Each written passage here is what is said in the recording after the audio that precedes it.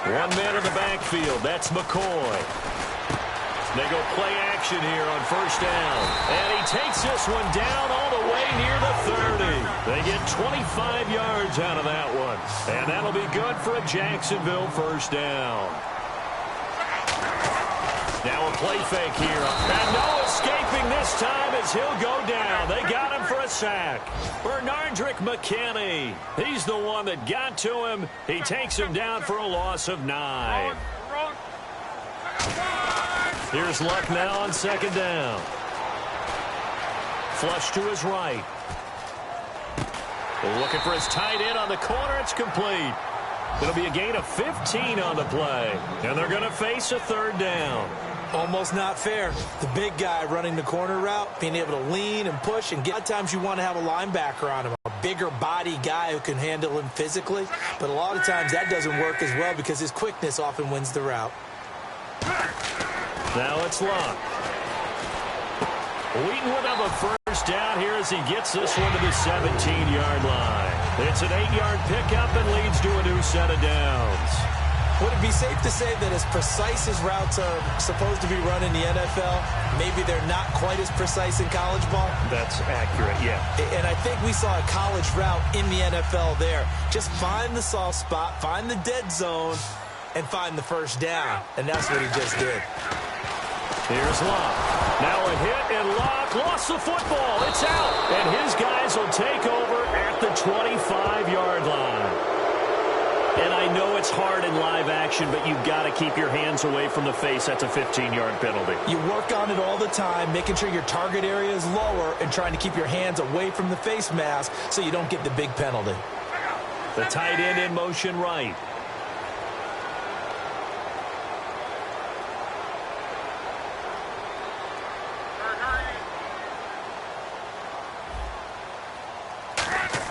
On first down, Luck.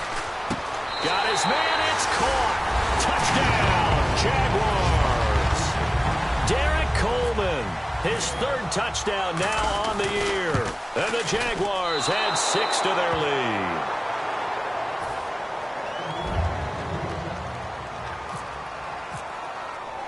Here's the Jaguar kick team now as they run up and send this one away. And this will be a touchback as that sails over the end line. And now out comes Houston.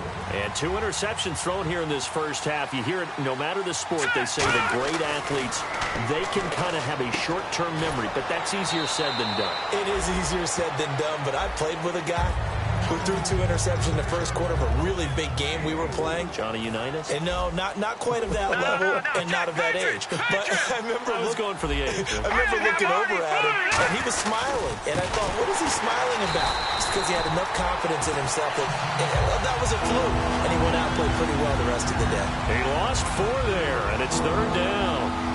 While we know that the identity of this offense is to throw the ball, they've got to run it every so often, and for no other reason than to tamp down the pass rush. They can't let them just tee off and get to their quarterback. And they'll take him down at the 31-yard line.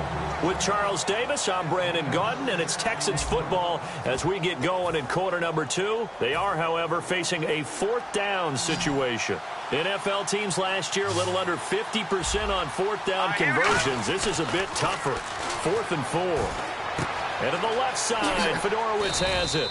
That one good for 12 yards. And they're able to pick up the conversion here on 4th down. I don't know if I agree with that. I guess they don't care if I agree with that. But, boy, you have to be surprised by that, right? I definitely was surprised that they decided to go for it in this situation.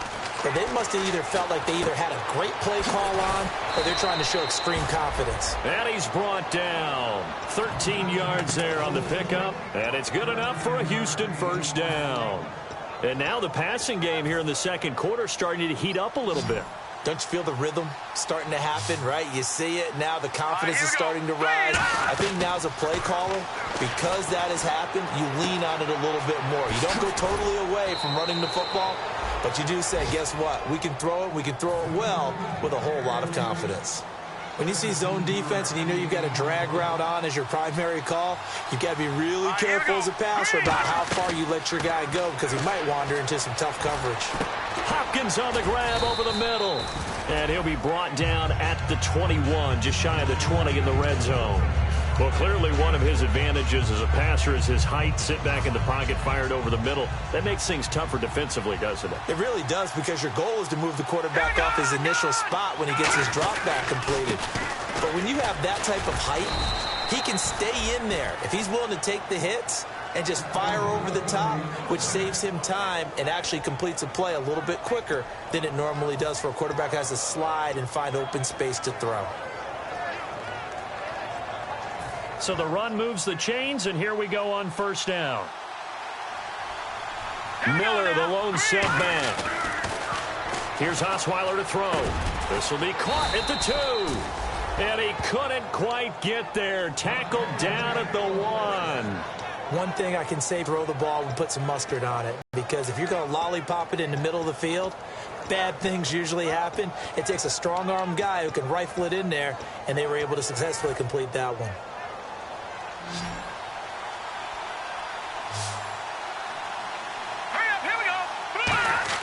Throwing, Osweiler. That is caught. Hopkins for the Texans touchdown. DeAndre Hopkins, his 14th touchdown now on the year. And the Texans have cut it to within a score.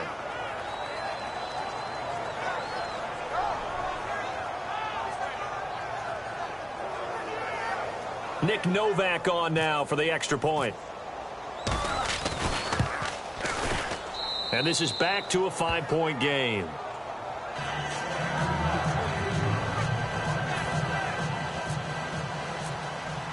Now it's Novak on. He'll send this one away following the touchdown.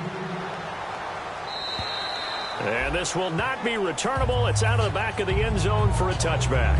The Jags offense now gets set and heads back onto the field. And they were able to punch it in the end zone last time. They'll be looking to do that again here for the defense.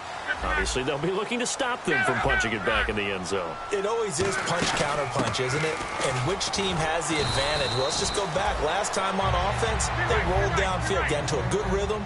You can see a little more bounce in and out of the huddle. You can see the sideline really get into the game. So defensively, you're thinking to yourself, how do we take that away from them? How do we get the advantage back? Let's see what they come up with. I think pressure is always the first way to go. You love pressure. I love it. We'll see if they dial it up this drive.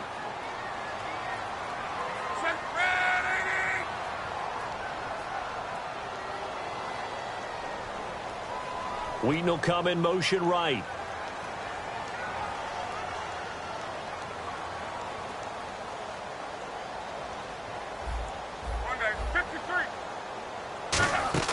On 1st and 10, Locke.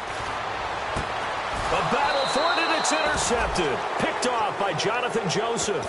And they are going to set up shop at the 40-yard line.